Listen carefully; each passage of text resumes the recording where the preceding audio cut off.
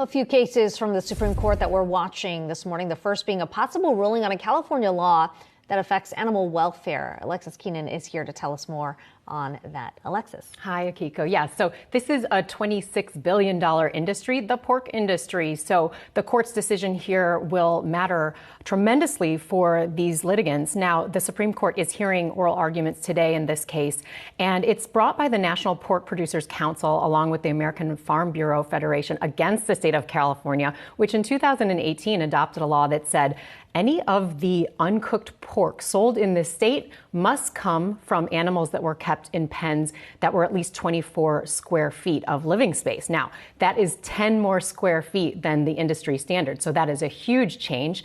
The industry folks, they say, well, that's going to drive up the cost of production. And they also say that it will drive up, therefore, the cost of the pork that is sold across the country. Now, they're making this challenge under the Commerce Clause, and it's particularly the dormant part of the Commerce Clause, where Congress doesn't act. They say that that prevents state laws, which it traditionally has done, from disrupting national markets. So they're in court. They're continuing arguments right now about whether or not they will be able to block California from using this rule.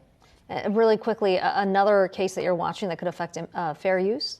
Yes, so this is the fair use doctrine that we even as news broadcasters use. It affects artists, it affects teachers, those who take works of art and use them and change them so that they can use them either temporarily or in a transformative way. And this case comes after the late Andy Warhol's images were used by Condé Nast in a 2016 magazine. And they're photos that were taken by the famous photographer Lynn Goldsmith. And they were changed to make these silkscreen images that you see here.